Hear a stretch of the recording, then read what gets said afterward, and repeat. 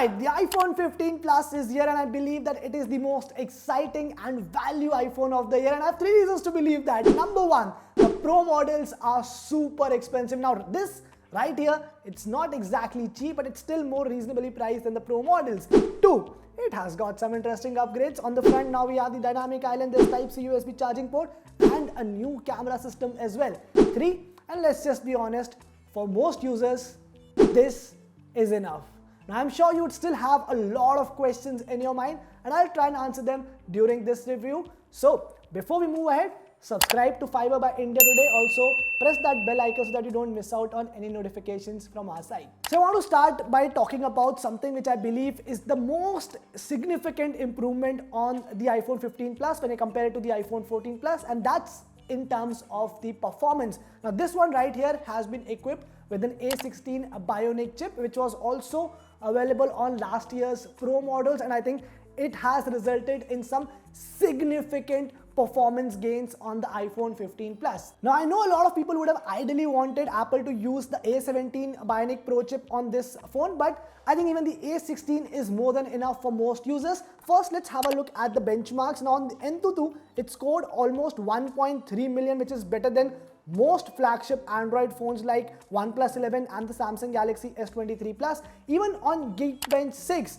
this scored better than the iPhone 14 Pro and Pro Max in single core, and the multi-core scores were almost at par. In the 3D Mark Wildlife test, which is an extreme gaming test, the phone performs impressively with a stability score of 76.8% and average loop score of 3083. Now while these are just numbers, and I always say that benchmarks are never a reflection of the real world performance, these numbers also tell us that this phone is a huge improvement in terms of performance over the iPhone 14 Plus. It handles everyday tasks like watching YouTube videos, browsing the internet, replying to texts, etc. with ease. And beyond that, I played a bunch of games like Asphalt 9, Call of Duty Mobile, and all of them run very well thanks to the A16 Bionic chip.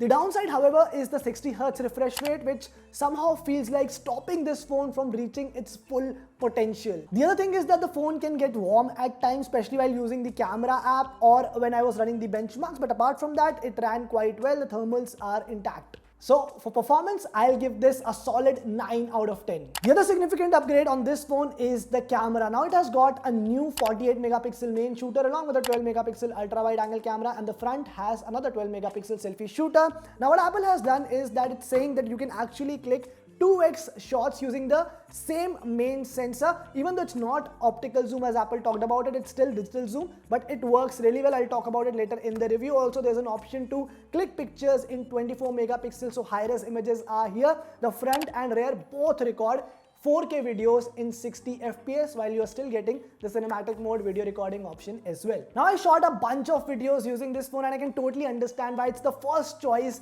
for all the content creators, vloggers, because the video quality is really good. So let me show you the video samples right on top. Alright, so give you a good idea about how good this phone is when it comes to video recording. What I'll do is, I'm right now here in this shade. What I'll do is I'll quickly walk towards this side, go under the sunlight, and you can see how swiftly and smoothly this has shifted the color temperature, and this is what I'm talking about. This is just the rear camera. What I'll do is quickly show you the front camera recording as well.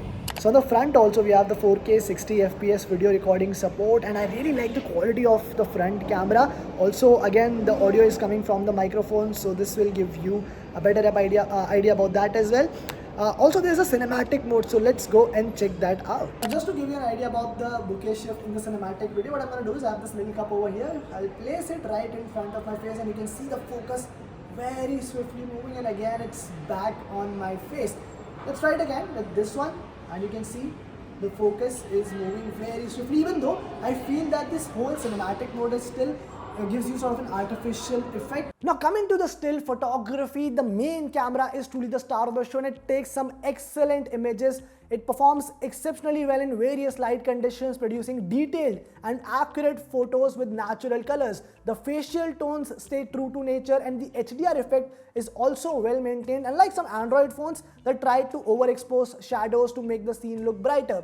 The phone offers a 2x optical zoom, although it's more like digital zoom. It makes you feel like you have a 3-camera setup to play with. Also, the photo quality even at 2x zoom and beyond is pretty good. Portrait photography has seen noticeable improvement with sharp, well-defined portrait images and accurate edge detection. Even in low light, the photos are crisp with minimal noise or gain. The front camera also captures good skin tones. So overall, even in terms of camera performance, I believe that the iPhone 15 Plus is a huge improvement over the iPhone 14 and 14 Plus.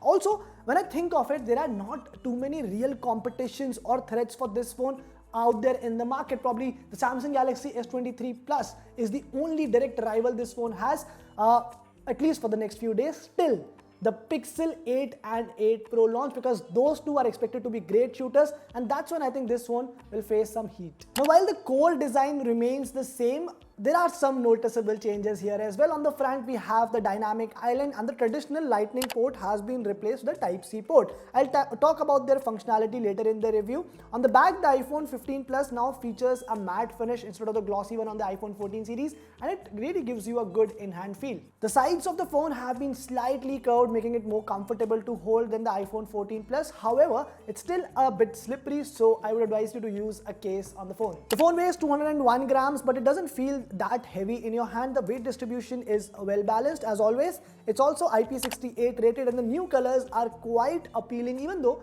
a lot of people are finding them very muted. Now, it's also important to note that this phone is quite large and probably not for single hand use. So if anybody who's bothered about the phone sizes, well, maybe this is something that you should know. Now, in terms of display, there is some good news, some not so good news. The dynamic island added on the front gives this phone a pro-like look and feel, and it's more useful than last year, showing charging status, airdrop status, and even music playback. And it slowly grows on you. Last year I didn't find it that useful, but now I totally dig into it. Apart from this, the display is more or less the same as the iPhone 14 Plus with a 6.7-inch XDR OLED panel, and sadly, it still has a 60 Hz refresh rate. Now, I thought that this would be the year when Apple equips the iPhone 15 and 15 Plus with 120 Hz displays, but maybe better luck next year. Otherwise, the display is excellent. It's brighter than before, at par with last year's Pro models with peak brightness of 2000 nits. The fact that it is large and sharp makes content consumption enjoyable. Colors look fantastic, and it maintains natural colors and details even in HDR content. The speakers complete an overall great multimedia experience. Listen for yourself.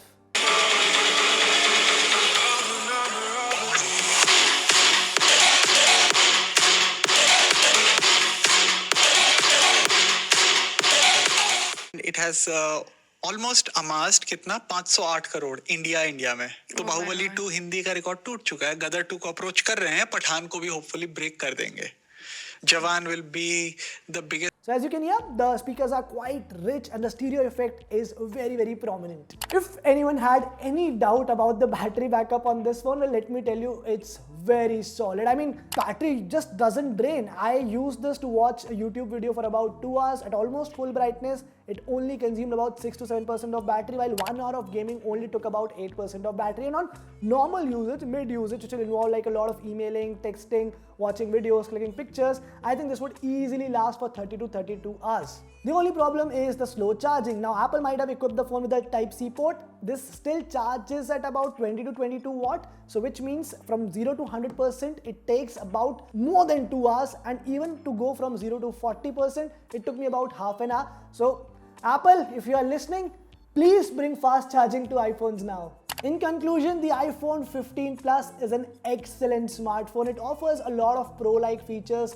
For example, the great performance, the camera setup, the premiumness, and the battery backup as well. Yes, it does miss out on a few things like the 120Hz refresh rate, Pro RAW photos, always on display, or even the action button. But I think most users would not mind that. And you have to factor in that this is still rupees 35,000 cheaper than the iPhone 15 Pro. So that means you're getting a lot of value with this phone with a similar level of performance as the Pro models. So what I will say is that if, and that's a big if you can manage with a big size and you can live without 120Hz refresh rate, then this is the iPhone to buy this year for you. And that is exactly my reason to rate this 8 out of 10. Now, if you like this video, stay tuned to Fiiber. Do subscribe to our channel because we keep making these fun, interesting videos for you all. So show some love, keep supporting us.